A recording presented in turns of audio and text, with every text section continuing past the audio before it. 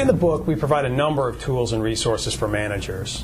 We sensitize managers to the problem of workplace frustration, so it's more likely to be recognized, less likely to be overlooked. We discuss key aspects of the work environment that influence levels of employee enablement, and provide a self-assessment checklist that managers can use to identify potential enablement issues in their teams and prioritize actions.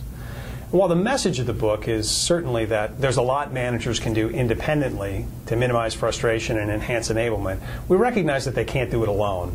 So we also consider the role of managers as change agents in organizations, giving voice to frustrated employees on the one hand and accessing support from leaders that they need to better enable their teams on the other.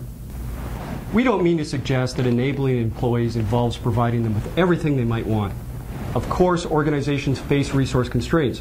Instead, leaders and managers need to have an understanding of the critical enablement drivers of performance and focus their limited resources in those areas. Instead of concentrating exclusively on fostering higher levels of motivation, managers and leaders need to take better advantage of the motivation they already have.